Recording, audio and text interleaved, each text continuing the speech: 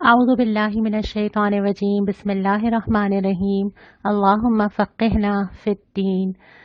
اللہ تعالیٰ کا بہت بڑا احسان ہے کہ آج ہم قرآن حکیم کے آخری سپارے تک پہنچ گئے ہیں۔ پارہ نمبر 30 شروع کرنے سے پہلے کل کے سوال پہ نظر۔ نبی کریم صلی اللہ علیہ وسلم سے تعلق پیدا کرنے کے لیے کیا کیا جائے؟ یہ تو ہم نے اب تک اتنے سپاروں میں پڑھ ہی لیا کہ نبی کریم صلی اللہ علیہ وسلم سے تعلق پیدا کرنے کے لیے ہماری ضرورت ہے ہم ایمان لائیں، ہم علم رکھتے ہوں، ہم جانتے ہوں، ہم محبت کرتے ہوں، اتنی محبت کہ اپنے آپ سے زیادہ ہم اطاعت کرتے ہوں، کوئی چو چرا نہ کریں۔ اگر کوئی حکم، کوئی حدیث کوئی ہمارے سامنے آ جاتا ہے یا تو قرآن ہمیں بتاتا ہے، اور پھر ہم نبی کی مدد کریں۔ مدد اس طرح کہ جو کام نبی کرنے آیا تھا ہم وہ کام کریں۔ یہ سارے تعلق مطلوب ہیں۔ پریکٹیکلی ہمیں کیا کرنا ہے یہ ہم ویڈیو کے آخر میں بات کریں گے۔ سپارے کی طرف آ جاتے ہیں۔ کیونکہ آج کے سپارے میں بہت ساری صورتیں ہیں تو ہم کچھ حصہ، بہت تھوڑا سا حصہ کل کے لیے رکھیں گے، اور ہم 3 ربع آج کریں گے اور 1 ربع انشاءاللہ تعالیٰ کل کریں گے۔ پہلے ربع میں سب سے پہلے سورہ نبا آتی ہے۔ ذکر ہوتا ہے لوگوں کے سوال کا کہ وہ آپ سے پوچھتے ہیں کہ کب آئے گی وہ نبا۔ نبا یعنی کہ بڑی خبر، یعنی کہ قیامت۔ اور پھر اس کے بعد اللہ تعالیٰ کی نشانیوں کا ذکر ہے۔ پہلے تو یہ فرمایا کہ وہ خبر تو آ ہی جائے گی ان قریب، جس کی تمہیں پہلے سے بتا دیا گیا ہے، اور اس کے بعد پھر زمین کی ساری نشانیاں جو اللہ تعالیٰ نے دی ہیں، زمین کو فرش بنانا، پہاڑ کو میخیں بنانا، سب کو جوڑوں کی شکل میں پیدا کرنا، دن کو معاش کے لیے اور رات کو نیند کے لیے بنانا، پھر آسمان، سورج، بارش، ان تمام چیزوں کا ذکر کرنے کے بعد فرمایا کہ فیصلے کا دن تو مقرر ہے نا، فیصلہ تو ہوگا، اور پھر جس نے جو کیا ہوگا، سرکشوں نے جو کیا ہوگا، اللہ تعالیٰ سے سرکشی کی ہے، جہنم تیار ہے، اور جو متقین ہیں وہ انشاءاللہ وہ کامیابیاں دیکھیں گے جس کا وعدہ کیا گیا تھا۔ اور ہر آدمی جس نے جو بھیجا ہے وہ اللہ تعالیٰ کے پاس موجود پائے گا اور وہ اس کو دیکھ لے گا۔ اس کے بعد سورہ نازعات آتی ہے، مکی صورت۔ اس میں ابتدا کی گئی ہے فرشتوں کی قسم سے، اور اس کے بعد فرمایا گیا کہ قیامت کے قریب 2 جھٹکے ہوں گے۔ مزید تفصیل میں کئی جگہ اس کی ملتی ہے۔ پہلا وہ جھٹکا ہوگا جس میں زمین اور وہ تمام چیزیں جو زمین میں ہیں وہ تباہ ہو جائیں گی، سوائے جسے اللہ زندہ رکھنا چاہے۔ پھر ایک اور جھٹکا ہوگا جس میں تمام لوگ اٹھ کے کھڑے ہو جائیں گے، حیران ہوں گے کہاں سے لائے گئے، قبروں سے نکالے جائیں گے۔ اس کے بعد پھر فرمایا کہ رسول کو جھٹلانے والے کی عبرت ناک سزا ہے۔ اس کے بعد حیات بعد الموت، یعنی مرنے کے بعد دوبارہ زندہ ہونے پر دلائل دیے گئے ہیں۔ پھر یہ ذکر کیا گیا ہے کہ جو ٹھکانہ ملے گا نا اس کے پیچھے کوئی نہ کوئی تو تمہارا اپنا ہاتھ ہوگا نا۔ دوزخ جن کا ٹھکانہ ہوگی وہ کیوں ہوگی؟ کیونکہ انہوں نے دنیا میں سرکشی کی تھی، اور پھر جنہوں نے آخرت کے بجائے دنیا کو ترجیح دی، دنیا میں دل لگایا، دنیا میں سب کچھ کھپایا، دنیا ہی کو سب کچھ سمجھ لیا، تو پھر کیوں نہ ان کو دوزخ ملے گی؟ انہوں نے تو اللہ کے لیے کوئی چیز قربان نہیں کی، اللہ کے لیے کچھ انویسٹ نہیں کیا۔ ہاں جنت چاہیے، جنت ٹھکانہ ہے، لیکن اس کے لیے ایک کرائٹیریا تو ہے نا۔ وہ کیا ہے کہ اپنے رب کا خوف رہا، ہر وقت یہ دھیان کیا کرنا چاہیے کیا نہیں کرنا چاہیے، یہ ایک کانشیس رہنا یہ آسان تو نہیں ہے نا زندگی کے اندر۔ اور پھر یہ کہ اپنی نفس کو بری خواہشات سے روکنا۔ ہم نے یہ پڑھا ہی تھا نا ابھی کچھ دن پہلے کہ نفس کے پیچھے، نفس کی بندگی انسان کیسے کر لیتا ہے، تو نفس کے پیچھے چلنے سے روکنا بہت محنت چاہیے اس کے لیے ہم سب کو۔ ہر روز دل کچھ چاہتا ہے، کرنا کچھ اور ہوتا ہے، تبھی تو جا کے وہ جنتیں ملتی ہیں۔ سورہ عبس آتی ہے، ابتدا میں تلقین کی جاتی ہے کہ دیکھو اصل اہمیت دنیا میں بھی اور رابطے کے لیے بھی اور دائی کے لیے بھی اس شخص کی ہے جو حق کا طالب علم ہے۔ وہ کیا علم کتنا حاصل کرنا چاہتا ہے، اس کا اللہ تعالیٰ سے کتنا تعلق ہے، اور اس کے علاوہ پھر انسان پہ اللہ تعالیٰ کی مہربانیاں گنوائی گئی ہیں، اور یہ کہ انسان اپنے فرض سے کتنا غافل ہو جاتا ہے نا۔ اللہ کی دی ہوئی ساری چیزیں استعمال کرتا ہے لیکن یہ نہیں سوچتا کہ اس کو کرنا کیا ہے۔ اور پھر قیامت کے دن کی تذکیر کی گئی۔ اس کے بعد سورہ تکویر شروع ہوتی ہے اور قیامت کے دونوں مراحل کا ذکر آتا ہے، اور وہ دونوں مراحل وہی جو ہم نے پہلے ذکر کیا۔ پہلا یہ کہ جب سب تباہ کر دیا جائے گا، اور دوسرا یہ کہ جب سب کو قریب لے آیا جائے گا اور سب کو کھڑا کر کر کے پوچھا جائے گا۔ خاص طور پہ ذکر ہے کہ زندہ گاڑی ہوئی لڑکی سے پوچھا جائے گا کس قصور میں ماری گئی۔ اس کے بعد پھر نبی کریم صلی اللہ علیہ وسلم کے رسالت پہ تذکرہ کیا گیا ہے کہ یہ اللہ رب العالمین کی طرف سے ہے، فرشتے کی طرف سے عطا کیا جاتا ہے۔ سورہ انفطار کا ذکر ہے۔ قیامت کے دن کا نقشہ کھینچ کے انسان سے ایک سوال کیا جاتا ہے کہ تمہیں کس چیز نے اپنے رب کریم سے، یہاں پہ جو لفظ معلوم ہے نا، تمہارے رب سے، مانو یا نہ مانو، اسی نے پیدا کیا، اسی نے سب کچھ دیا، کس چیز نے اسی کی طرف سے دھوکہ میں ڈال دیا؟ کیا چیز ہے وہ کہ اللہ ہی کو بھول جاتے ہو اور پھر تم سزا جزا کو جھٹلاتے ہو؟ حالانکہ یہ بھی ذکر ہے کہ کرامن کاتبین جو ہر چیز جانتے ہیں کہ ایک چیز ان کے علم میں ہے اور وہ اس کو لکھ رہے ہیں، اور پھر متوجہ کیا کہ دیکھو جزا کا دن آئے گا، اللہ رب العالمین کا اختیار ہوگا، فیصلے کا تیاری کرنا مطلوب ہے۔ اس کے بعد سورہ مطففین آ جاتی ہے۔ سورہ مطففین میں ابتدا ہوتی ہے کہ بے ایمانی کی جو اصل وجہ ہوتی ہے وہ آخرت سے غفلت کا نتیجہ ہوتا ہے۔ جو انسان اللہ سے نہیں ڈرتا نا، اس کے لیے ہر چیز میں بے ایمانی آسان ہو جاتی ہے۔ اور اس کے بعد بدعمل انسان کیا دیکھیں گے؟ اللہ تعالیٰ کی دید سے محروم رہیں گے، جہنم میں جائیں گے، اور وجہ یہ تھی کہ وہ دنیا میں ایمان لانے والوں کا مذاق اڑاتے تھے، اور وہی لوگ جن کا مذاق اڑایا جاتا تھا، نیک عمل انسان، وہ بڑے مزے میں ہوں گے، نعمتیں پا رہے ہوں گے، اور آخرت میں وہ ہنسیں گے۔ گویا جو رولز ان کے دنیا کے اندر تھے وہ ریورس ہو جائیں گے۔ دنیا میں وہ صحن کے اوپر ہنسا کرتے تھے، لیکن جب اللہ تعالیٰ کے پاس جائیں گے اور چیزیں کھل جائیں گی تو اصل میں پتہ چل جائے گا کہ خوشی کا مقام کس کے لیے ہے۔ سورہ انشقاق آتی ہے، قیامت کی پوری کیفیت بیان کرتی ہے، اور ساتھ یہ بھی کہتی ہے کہ دیکھو ہر انسان اس منزل کی طرف، موت کی طرف، اپنے حساب کی طرف، جواب دہی کی طرف روانہ ہے، چلتا چلا جا رہا ہے۔ میں اور آپ بھی جا رہے ہیں نا، دن کاؤنٹ کرتے چلے جا رہے ہیں، دیکھتے جا رہے ہیں، حیران ہوتے جا رہے ہیں، تشویش میں مبتلا ہوتے جا رہے ہیں، لیکن جا رہے ہیں، ایک ایک سٹیپ ہم اپنے انجام کی طرف جا رہے ہیں۔ اور اس کے بعد پھر نامہ اعمال دیے جانے کا ذکر ہے، اور کفار کو عذاب کی بشارت دے دی گئی ہے۔ پھر سورہ بروج آتی ہے جس میں اصحاب الاخدود کا قصہ سنایا گیا ہے، اور اس میں بہت سارے سبق ہیں۔ یہ قصہ کیا تھا کہ کچھ لوگوں کو ایمان لانے کی وجہ سے گڑھوں میں ڈال کے سزا دی گئی تھی، جلایا گیا تھا۔ اس کا قصہ سنا کے جو سبق اس میں بتایا گیا ہے وہ یہ کہ ظالم اور کافر خدا کی مار پا کر رہیں گے، اور اہل ایمان کو ایمان کی راہ میں جو بھی آئے اس میں مضبوط رہنا چاہیے۔ جب اس راہ میں قدم رکھا ہے نا تو تیار رہنا چاہیے، اور اس کو اپنے لیے اجر کا سبب سمجھنا چاہیے کہ اگر اللہ میرے لیے کوئی آزمائش لاتا ہے تو میرے درجات بلند کرتا ہے یا مجھے ٹیسٹ کرتا ہے۔ پھر فرمایا کہ اللہ سب پر غالب ہے، جو کر رہا ہے وہ یہ نہ سمجھے کہ وہ اللہ پہ غالب ہو جائے گا۔ اہل ایمان کا اجر تو محفوظ ہے اللہ کے پاس، اور اللہ کی پکڑ بڑی سخت ہے، جب چاہے جس کو چاہے پکڑ سکتا ہے، مہلت دیتا ہے تو دونوں لوگوں کو، ظالم کو بھی اور مظلوم کو بھی، دونوں کو آزما رہا ہوتا ہے۔ پھر سورہ طارق آ جاتی ہے۔ ابتدا ہی میں آسمان، رات اور تاروں کی قسم کھانے کے بعد انسان کی پیدائش کی طرف متوجہ کیا جاتا ہے کہ ایک نصیحت ہے نا، دن رات دیکھ رہے ہو، اپنے آپ کو دیکھ لو، کس چیز سے پیدا کیے گئے، کیسے اللہ تعالیٰ نے بنیاد رکھی۔ اور اس کے بعد پھر ذکر کیا ہے جب اللہ نے ایک دفعہ پیدا کر لیا دوبارہ بھی اللہ اس پہ قدرت رکھتا ہے، اور جب اللہ سب کو کھڑا کرے گا تو پھر سب پوشیدہ، چھپا ہوا، جو کسی کو نہیں پتہ چلا، جو چھپا کے لے گئی، جو اپنا امپریشن بنانے کے لیے جو میرے دل میں تھا، جو چیزوں پہ میں نے پردہ ڈال دیا، سب نکل کے آ جائیں گی۔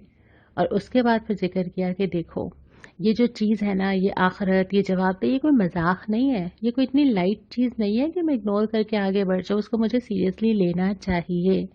اور اس کے بعد نبی کریم صلی اللہ علیہ وسلم کو تسلی دی گئی ہے کہ کافرین کو آپ ان کے حال پہ چھوڑ دیجئے۔ پھر سورہ اعلیٰ آتی ہے، ابتدا ہی ہوتی ہے کہ اپنے رب کے نام کی تسبیح کیجئے۔ یہ ہم نے کہیں جگہ پڑھا ہے کہ اللہ کی تسبیح کرنا، اللہ کی دی ہوئی چیزوں پہ اللہ کا ذکر کرنا، اور تسبیح کے بہت سارے عملی طریقے ہیں۔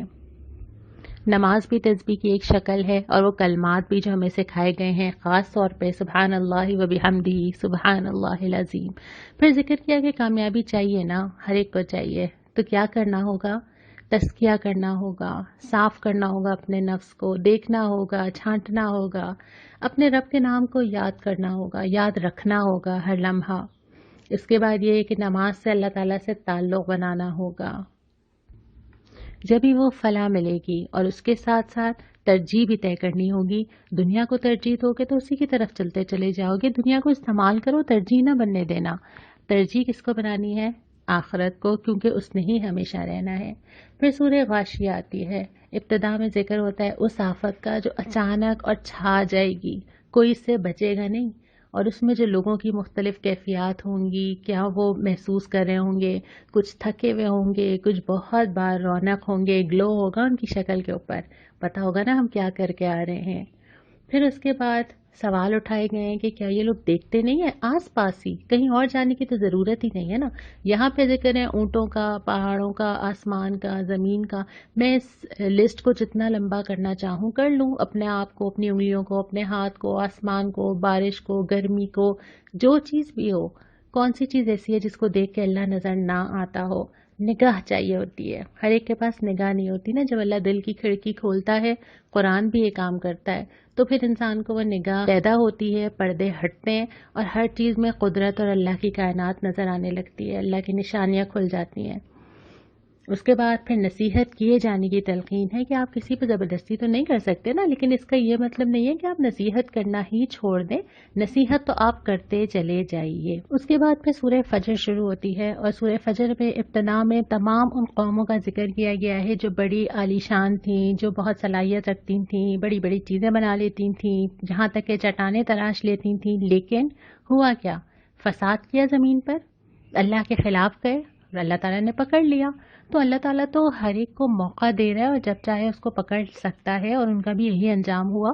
اس کے بعد پھر انسان کا ذکر کیا ہے، جو مادیت انسان کے اندر ہوتی ہے نا، یہ جو مال کی محبت ہے، یہ جو رویہ انسان کا دنیا میں چینج کرتی ہے۔ جب اس کو بہت کچھ ملتا ہے تب ٹھیک ہے، پھولے نہیں سماتا، خوش ہوتا ہے، ذرا سی مشکل آئی تو کیا کہتا ہے؟ اف، مجھے کہاں ڈال دیا اللہ تعالیٰ نے، کس چیز میں مبتلا کر دیا، شکوے کرنے لگتا ہے، شکایتیں کرنے لگتا ہے۔ جبکہ یہ صحیح رویہ نہیں ہے۔ انسان تو مشکل میں بھی، تنگی میں بھی اللہ سے مانگتا ہے، اللہ تعالیٰ کا شکر ادا کرتا ہے۔ تو مومن کا رویہ، پہلے بھی ہم نے بات کی کہ ہر حال میں، مشکل ہو یا آسانی، اللہ کی طرف رجوع کا ہی ہوتا ہے۔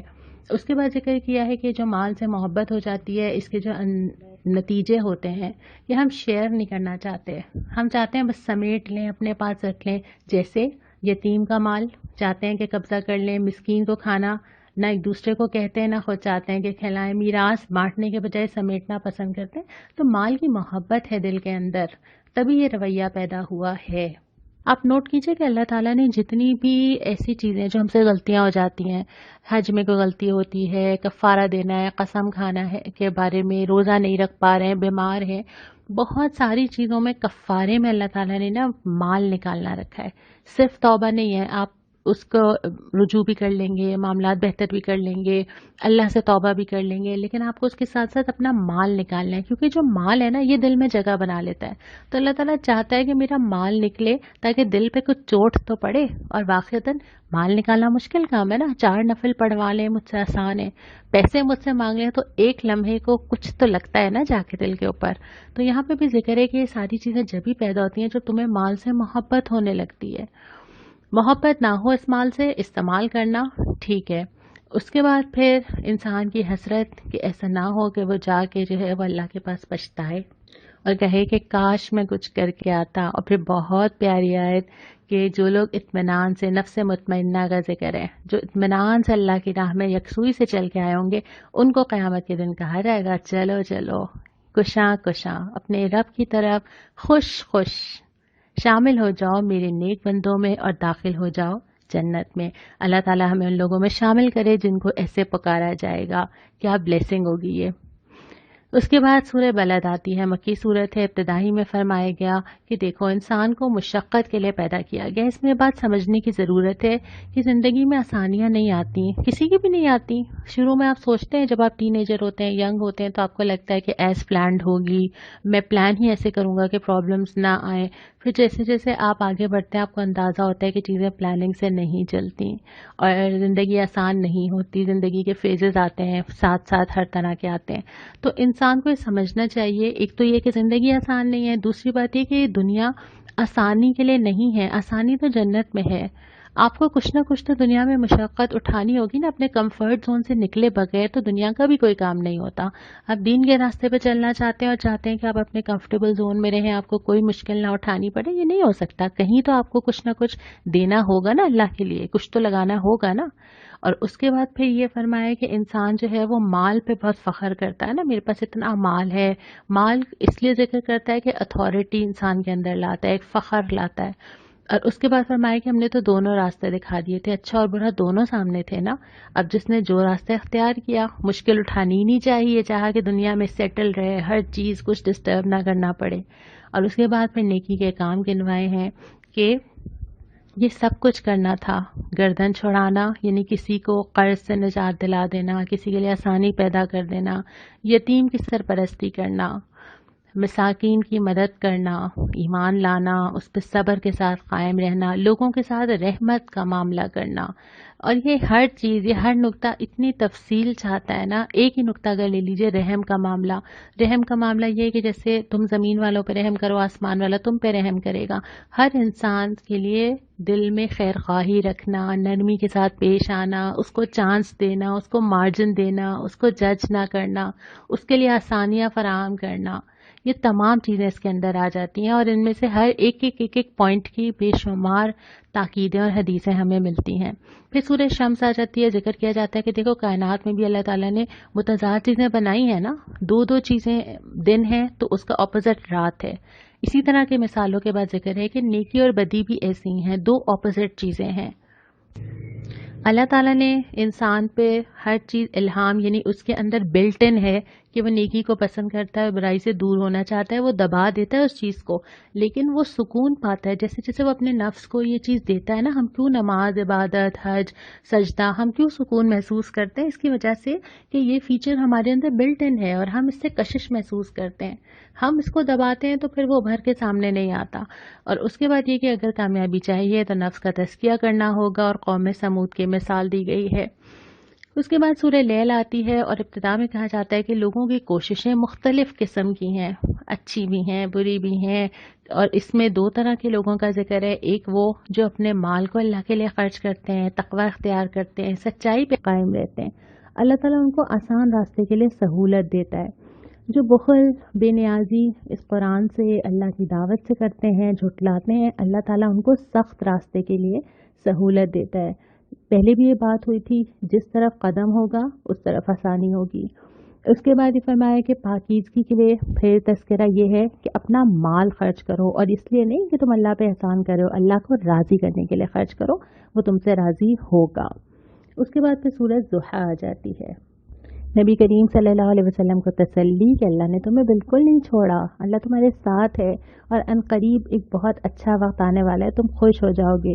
یہ جب بتایا جا رہا ہے اس وقت تو مشکل ہی مشکل ہے، اللہ جانتا ہے نا آگے کیا آنے والا ہے. اور اس کے بعد فرمایا کہ ہم نے تمہیں کیا کیا کچھ نہیں دیا. اور اس کے بعد اس کا ذکر ہے جو نعمتیں حاصل ہونے کے بعد مطلوب رویہ ہے، جس کی کچھ جھلکیاں ہیں کہ یتیم پہ سختی نہ کرو، سائل کو نہ جھڑکو. یعنی جو نعمت تمہیں ملی ہے، خاص طور پہ اگر مجھے مال ملا ہے، مجھے فائنینشلی آسانی ملی ہے، تو وہ دوسروں تک منتقل ہونی چاہیے، اور اپنی رب کی نعمت کا اظہار کرو اور شکر کرو. اس کے بعد سورہ علم نشرہ آ جاتی ہے. اس میں نبی کریم صلی اللہ علیہ وسلم کو تسلی دی جاتی ہے کہ 3 چیزیں اللہ تعالیٰ نے آپ کو دی ہیں. آپ کا سینہ کھول دیا گیا، یعنی آپ کو مطمئن کر دیا گیا، بھاری بوجھ جو آپ محسوس کر رہے تھے اسے دور کر دیا گیا، اور آپ کا ذکر بلند کر دیا گیا. ساری دنیا نے کوششیں کر لیں، لیکن نبی کریم صلی اللہ علیہ وسلم کے نام لینے والے، محبت کرنے والے کتنے کس تعداد میں اور آج تک موجود ہیں، اور آپ کا ذکر آج تک ہوتا چلا جا رہا ہے. یہ ذکر کیا جاتا تھا کہ کون ہوگا نام لیوا یا نعوذ باللہ نام مٹا دیا جائے گا، لیکن اللہ تعالیٰ نے جس کے لیے فیصلہ کر لیا اس کا نام کوئی نہیں مٹا سکتا. پھر تنگی اور آسانی کا ذکر کیا ہے کہ دونوں ساتھ ساتھ چلتی ہیں. تنگی آتی ہے، آسانی ہو جاتی ہے، پھر آسانی آتی ہے، پھر تنگی ہو جاتی ہے. اور اس کے بعد اللہ تعالیٰ کی عبادت اور اپنے رب کی جانب رغبت کی تلقین کی گئی ہے. پھر سورۃ 3 آتی ہے، مکی صورت ہے، اور ذکر کیا گیا کہ انسان اس حد تک گر سکتا ہے، جبکہ اللہ تعالیٰ نے اس کو اتنا اعلیٰ اور عرفہ بنایا تھا، خلیفہ بنایا تھا، درجات دینے کے لیے بنایا تھا، نفس کے پیچھے بھاگ بھاگ کے اپنے آپ کو کس اسٹیج تک پہنچا دیا ہے، اپنے آپ کو کتنا نیچے گرا دیا ہے. اور اس کے بعد فرمایا کہ جو اجر چاہتا ہو نا، اس کو ایمان اور نیک عمل دونوں کرنے ہوں گے. اور آخرت کے دن تو آنا ہی ہے، کیونکہ اللہ رب العالمین ہے اور اس کے انصاف کا تقاضا ہے کہ وہ ٹھیک ٹھیک فیصلہ کرے. پھر سورہ علق آتی ہے، پہلی وحی جو اللہ کے نبی صلی اللہ علیہ وسلم پہ آئی تھی، اس کا ذکر آتا ہے کہ پڑھنے کی تلقین کی گئی. اس کے بعد انسان کی سرکشی کا ذکر کیا گیا ہے کہ وہ اپنے آپ کو بے نیاز سمجھتا ہے کہ نہ مجھے کسی کی ضرورت ہے، نہ کوئی مجھ سے پوچھے گا، جبکہ دونوں چیزیں نہیں ہیں، ضرورت بھی ہے اور جواب بھی دینا ہے۔ اور اس کے بعد یہی کہا گیا کہ تمہیں پتہ نہیں ہے کہ اللہ تعالیٰ تمہیں دیکھ لے گا، اور اللہ گرفت کر سکتا ہے کسی بھی انسان کی، کسی بھی وقت، کسی بھی طرح۔ اور پھر تلقین کی گئی ہے کہ سجدہ کرو اور اپنے رب کا قرب حاصل کرو، جھک جاؤ۔ سجدہ صرف یہی نہیں ہے کہ انسان جھکے اور زمین پہ سر رکھ دے، سجدے کا مطلب یہ ہے کہ انسان اعتراف کر لے، اللہ کے سامنے سرنڈر کر دے کہ آپ مالک ہیں اور میں غلام ہوں، اور اس کے بعد وہ اپنے آپ کو اور اپنی زندگی کو اللہ کے حوالے کر دے۔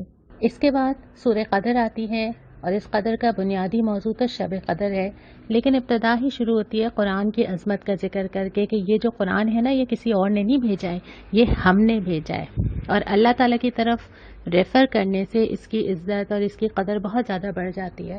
پھر اس کے بعد ذکر کیا ہے کہ یہ اس رات میں آتا ہے جو تقدیروں کی رات ہے۔ ویسے تو قرآن خود تقدیر بدل دینے والی کتاب ہے، لیکن اللہ تعالیٰ نے اس رات کو منتخب کیا جو کہ 1000 مہینوں سے بہتر ہے، جس میں یہ کتاب دی گئی تھی۔ اور اس کے بعد پھر بتایا کہ اس رات میں فرشتے اور جبرائیل ہر حکم لے کے نازل ہوتے ہیں، اور اس رات میں سراسر سلامتی ہوتی ہے، یعنی لوگوں کے لیے فیصلے کیے جاتے ہیں، لیکن بھلائی کے فیصلے کیے جاتے ہیں۔ تو بہت ہی خوش نصیب ہے جو اس رات کو اپنی سلامتی مانگ لے، اپنے لیے بھی مانگنی چاہیے، قوم کے لیے بھی مانگنی چاہیے، ان حالات میں بھی مانگنی چاہیے۔ یہاں پہ 3 ربع مکمل ہوتے ہیں، آخری ربع دعا کے ساتھ انشاءاللہ ہم کل مکمل کریں گے۔ آج کا سوال وہ یہ ہے کہ ان 30 پاروں میں جو اب تک ہم نے پڑھے ہیں اس بابرکت مہینے میں، کون سا جملہ، کون سی آیت، کون سی بات ایسی ہے جو آپ کے دل کو چھو گئی ہے، جس نے آپ کے دل کے تاروں کو ہلایا ہے اور آپ غور و فکر اور سوچنے پہ مجبور ہوئے ہیں، یا آپ نے اللہ تعالیٰ سے بہت محبت محسوس کی ہے، یا آپ نے کوئی ارادہ باندھا ہے؟ تو ایک بھی ہو سکتا ہے اور 10 بھی ہو سکتی ہیں۔ کیا نچوڑ نکالا، کیا چیز خاص طور پہ محسوس کی، کیا چیز نوٹ کی، کیا چیز یاد رہ گئی؟ آپ نے آج مجھے یہ ضرور بتانا ہے۔ کل ہم انشاءاللہ یہ بھی مکمل کریں گے سپارہ، دعا بھی کریں گے۔ البتہ آج کے سوال میں جو ہم نے ڈسکس کیا تھا کہ نبی کریم صلی اللہ علیہ وسلم سے تعلق پیدا کرنا ہے، تو یہ میں آپ کو بتا دوں کہ انشاءاللہ رمضان کے فوراً بعد ہم سیرت کا مطالعہ شروع کریں گے، مل کر اسی طرح وقت دے کے، اور انشاءاللہ ہم مل کے سیرت کی جھلکیاں دیکھیں گے۔ تفصیلات میں انشاءاللہ آپ کو کل بتاؤں گی۔ آج کوئی دعا نہیں آئی تھی تو آج ہم خود یہ دعا مانگ لیتے ہیں کہ اللہ تعالیٰ نے اس سپارے میں بار بار ذکر کیا ہے آخرت اور نفس کے تزکیے کا۔ اللہ تعالیٰ ہمیں آخرت کو یاد رکھنے والا، اپنے نفس کو اس کی راہ میں چلانے والا اور اپنے نفس پہ کنٹرول کرنے والا بنائے۔ نفس کے پیچھے میں نہ بھاگوں، بلکہ نفس کو میں اللہ کی راہ میں بھگانے والی، لگانے والی بن جاؤں۔ اللہ تعالیٰ ہم سب کی مدد کرے۔ وآخر دعوانا ان الحمد للہ رب العالمین۔